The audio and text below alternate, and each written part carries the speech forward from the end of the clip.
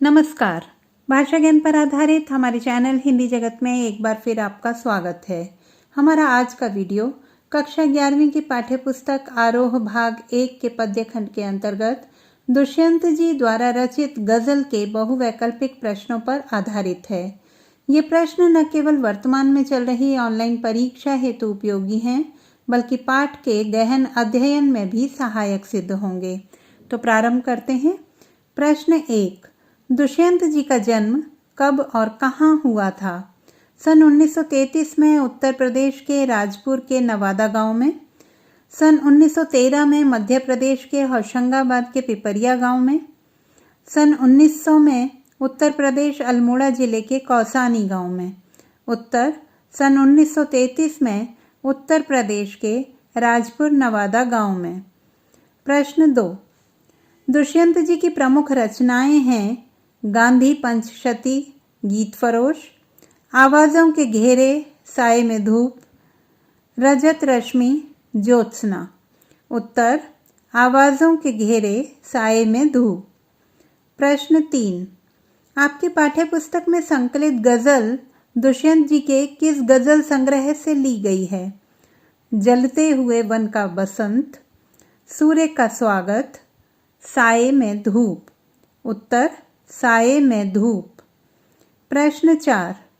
गजल एक ऐसी विधा है जिसमें सभी शेर स्वयं में पूर्ण तथा स्वतंत्र होते हैं, लयबद्ध होते हैं, निश्चित क्रम व्यवस्था में पढ़े जाते हैं। उत्तर स्वयं में पूर्ण तथा स्वतंत्र होते हैं। प्रश्न 5।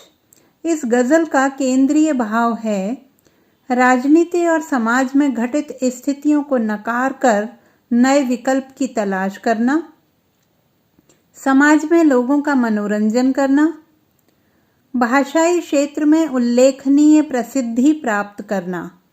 उत्तर राजनीति और समाज में घटित स्थितियों को नकार कर नए विकल्प की तलाश करना। प्रश्न 6। चिराग एवं दरख्त किसके प्रतीक हैं? रोशनी और आश्रय के, आशा व सुव्यवस्था के, निराशा और पलायन के। उत्तर आशा व सुव्यवस्था के। प्रश्न 7। चलो यहाँ से चलें और उम्र भर के लिए पंक्ति में किस प्रवृत्ति के दर्शन हुए हैं? क्रांतिकारी परिवर्तन की, निराशा एवं पलायन की, व्यवस्थाओं के प्रति आक्रोश की। उत्तर निराशा एवं पलायन की।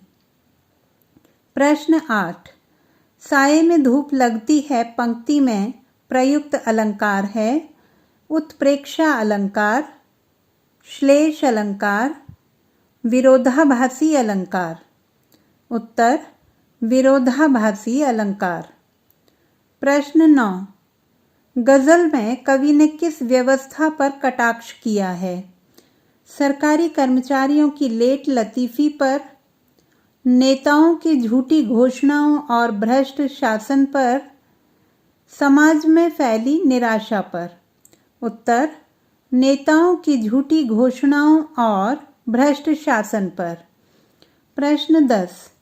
कवि के पलायनवादी बनने का कारण क्या है? सुविधाओं का अभाव, सर्वत्र फैला भ्रष्टाचार, आर्थिक विपन्नता। उत्तर सर्वत्र फैला भ्रष्टाचार। प्रश्न 11। उर्दू शब्द मुनासिब का अर्थ है प्रतिकूल, ठीक ठाक, अनुकूल। उत्तर अनुकूल। प्रश्न 12। न हो कमीज तो पाँवों से पेट ढक लेंगे, ये लोग कितने मुनासिब हैं इस सफ़र के लिए? के अनुसार सरकार किनसे खुश रहती है? उसके कार्यों का विरोध करने वालों से, समझौतावादी लोगों से, भ्रष्टाचार में लिप्त रहने वाले लोगों से। उत्तर समझौतावादी लोगों से। प्रश्न 13। भारतीयों का भगवान के साथ कैसा संबंध होता है? ईश्वर के विषय में लुभावनी कल्पना का, ईश्वर के प्रति पूर्ण निष्ठा का, ईश्वर के प्रति पूर्ण अनास्था का। उत्तर, ईश्वर के विषय में लुभावनी कल्पना का। प्रश्न 14, पत्थर पिघल नहीं सकता से किसकी ताकत का पता चलता है? आंदोलनकारियों की, स्वेच्छाचारी शासकों की, भ्रष्टाचारी समाज की। उत्तर, स्वेच्छाचारी शासकों की। प्रश्न 15, गजल में प्रयुक्त गुलमोहर का सांकेतिक अर्थ है एक प्रकार का फूलदार वृक्ष, प्रतीकात्मक अर्थ में मानवीय मूल्य, समृद्धि से परिपूर्ण जीवन। उत्तर, प्रतीकात्मक अर्थ में मानवीय मूल्य। प्रश्न 16, वे मुतमईन हैं पंक्ति में वे कौन हैं? कवि दुष्यंत, आम आदमी, भ्रष्ट शासक। उत्तर, आम आदमी। प्रश्न 17, गजल में सफर का अर्थ है जीवन यात्रा, नगण्य, रास्ता। उत्तर, जीवन यात्रा। प्रश्न 18, शायर की हसरत क्या है? जीवन में ऊंचे मुकामों को हासिल करना, दूसरों की गलियों में मरना, मानवीय मूल्यों की रक्षार्थ बलिदान देना। उत्तर, मानवीय मूल्यों की रक्षार्थ बलिदान देना। प्रश्न 19, शासक निरंतर किस प्रयास में लगा रहता है? अपने कार्यक्षेत्र को बढ़ाने की, प्रजा के हित में कार्य करने की, विद्रोह की आवाज को दबाने की। उत्तर, विद्रोह की आवाज को दबाने की। प्रश्न 20, शायर की जुबान सिल देने से क्या तात्पर्य है? अत्याचारपूर्ण रवैया, कविताओं पर प्रतिबंध, अनूठा उपमान। उत्तर, कविताओं पर प्रतिबंध। प्रश्न 21, अंतर्वस्तु के आधार पर इस गजल का मिजाज कैसा है? रूमानियत से परिपूर्ण, सूफियाना, क्रांतिकारी। उत्तर, क्रांतिकारी। प्रश्न 22, दरख्तों का साया और धूप का प्रतीकार्थ क्या है?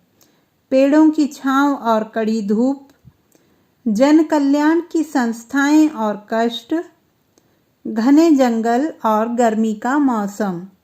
उत्तर, जन कल्याण की संस्थाएं और कष्ट।